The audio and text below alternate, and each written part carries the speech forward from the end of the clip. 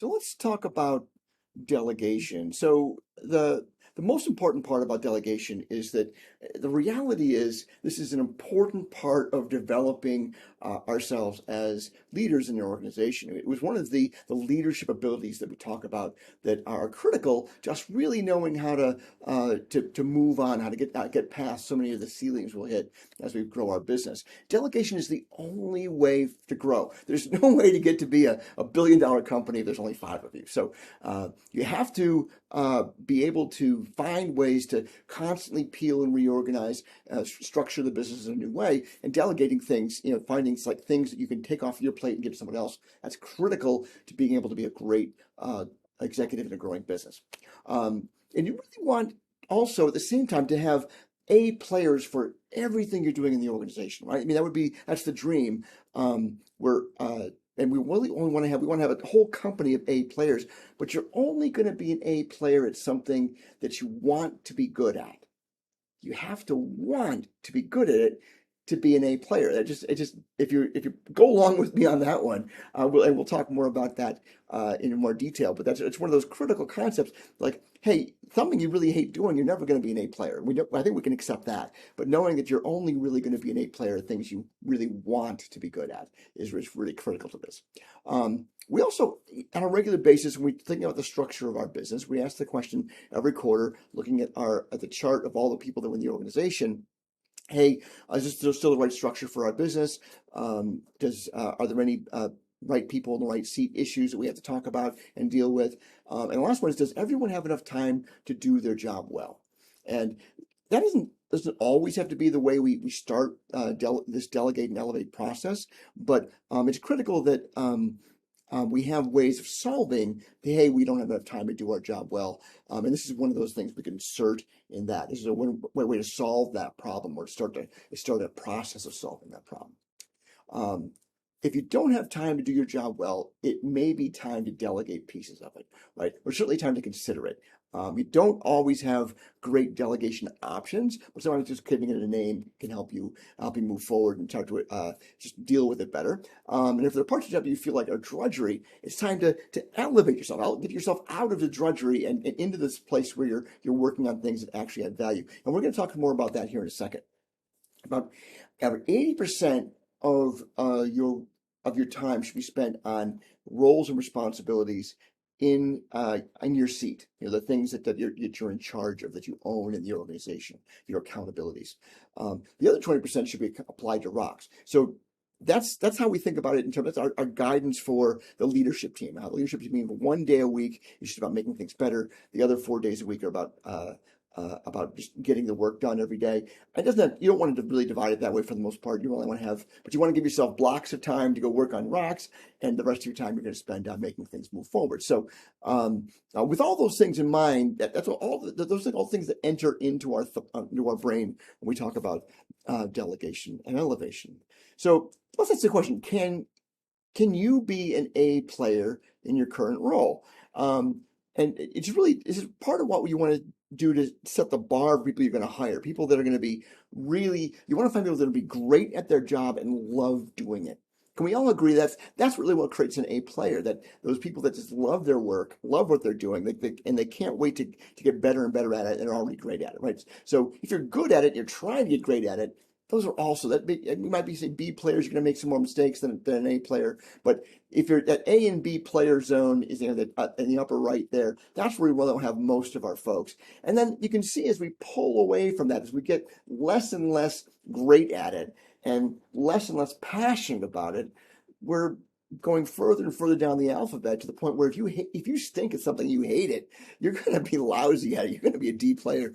And hopefully someone will do you a favor and get you out of that job as soon as it possibly can. But we want to get to that place where that talent times passion equals a craftsman. We want to get to that place where we're really up in the upper right-hand corner as much as possible.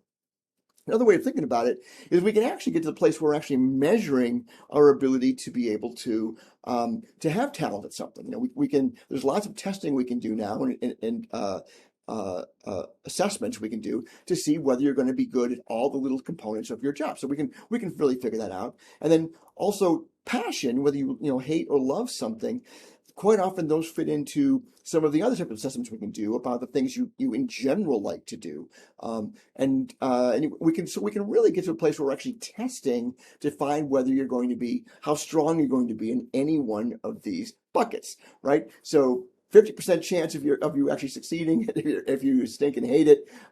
That's not very good, but you want to get to the higher numbers as much as possible. So, but this is a complex grid, right? So if we're doing numerical analysis, having 16 quadrants is probably 16 little buckets to fill here is probably fine. But for the most part, what we teach for you to personally kind of analyze what you're doing, we have a delegate elevate process. And this comes from a guy named Dan Sullivan, the kind of the godfather of the current, batch of business gurus. Dan Sullivan, a strategic coach, and one of the things he teaches about is like you got to delegate things, the low value things, so you're constantly elevating yourself, and accept the fact that it changes over time. The things you love doing today will not always be the things you love, because we know that what motivates people is having some autonomy, having a chance for mastery, so that there's something to get better and better at, and feeling like they're connected to their work. So those things together have to be there. So we have to have some challenge in our lives. So the things you love doing today, you may not love them tomorrow. Eventually you'll be good at them. They're going to seem like drudgery, except that it changes over time. So it's worth thinking about all the things you do on a regular basis and say, hey, is this still something I want to be good at? Right? Because that's the key to being an A player. So let's walk through the process. So you do this for yourself anytime, once a quarter at least. I suggest you do this, or anytime you feel like I just not loving my gig right now. Number one, list everything you do. Think about what you do every week, what you do every month. Review your responsibility or accountability or ownership chart, whatever your org chart looks like, and the things that are attached to your actual seat in the organization. Review your calendar, and just include all the things that come to mind. I mean, so you can do this off the top of your head, or you can do it doing some research like that. The top of the head approach actually does a pretty good job of getting you darn close to all the perfect stuff you have to consider, because your mind's already thinking about these things that have to be considered in this process. And you're gonna list all those things out. List the whole kit and caboodle. Give yourself 5 or 10 quiet minutes. This is a great thing to do if you're taking some clarity time, by the way. Say, hey, I have to really get clear about really what I want to be doing this next quarter or the next 3 or 4 quarters. Sit down, start jotting down all those things you do. Long list as possible, big things, little things, all the things that come to mind. Just list them all out. And then number 2, you want to quickly put each item into one of 4 categories, not the 16 categories we just looked at, but let's just pick 4 categories here. And the 4 categories, this is one of the ways they look at it in the EOS model. Same tool from Dan Sullivan, but a little orange added to it. So it's 4 categories. Things you love and are great at, right? That upper right-hand corner, that 100%, the A player zone. Things you like to do and are good at. Maybe you're trying to get better and better at these things, but you still enjoy doing them. Things you don't like doing, but you're still good at, right? So, hey, I'm great at this. I've always been good at this. I don't particularly like it anymore, or maybe I never liked it, but no one else really knows how to do this. Yeah, so there's that category, and there's a don't like, not good at. Like, hey, I'm just never going to be good at this. I don't like doing it at all. That doesn't give me any thrill whatsoever. And what we know, looking at like this, is we want to be honest. First of all, we want to be as much as possible. Just really be honest with yourself. Do this for yourself first, so you don't have to necessarily share it with anybody. For yourself first. At least you're honest with yourself about what you really want, and decide quickly. You really know in your gut what things which of these 4 quadrants it belongs in. Here's the problem, my friends.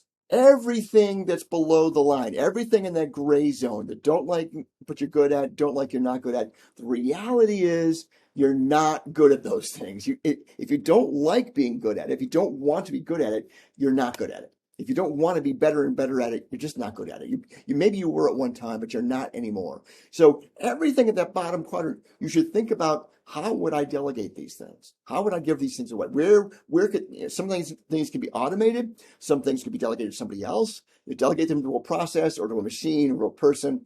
And if you at least even if you don't have an immediate solve for how you're going to delegate it, at least you put your finger on it. It's like, I've got to find a better way of doing this, because now your brain can start working on solutions to that, to making it go better. And so here's some strategy. So once you figure that out, so all those things at the top, those things that give you energy, let's go back to here. These things give you energy, one to the top, and do more of those. You want to give yourself more of your time up in that love and like zone and not in the don't like and zone, right? So as much as possible, that's the elevation part of the elevate tool. And then the delegation part is really getting rid of all that stuff that you're just never going to be an A player about. And it gets easier to delegate if you've done a good job of structuring the seats in your org chart such that it's easy to start parsing out roles and responsibilities, or parsing out processes, or parsing out measurables, right? So those tend to be the big chunks that define our day-by-day jobs, the things that we're going to probably put on this list. So you would love to make sure, I mean, ideally you should have roles, responsibilities will be connected to measurables and processes. That's nirvana part of the design of how your business operates is that, hey, this process actually doesn't belong to a person. It belongs to a seat. In fact, it doesn't even belong to a seat. It belongs to this role and responsibility in that seat. That's the connectivity I really want you to start to think about making. Same thing with measurables. What's the seat and what's the role and responsibility that owns this measurable? Because if you can do that, then you can really start to parse out very easily, passing things on to somebody else. So if you define those roles, responsibilities with a lot of detail, and our software does that, it makes it much easier to get great definition on anything that's in this list. And then you also connect those measurables to it and the processes that you own to it, or at least the steps and processes you own to it. Those things together can make that little package you can hand off to somebody and say, now you own it. And when you own it, remember we got to let go of the vine. We got to really let them own it.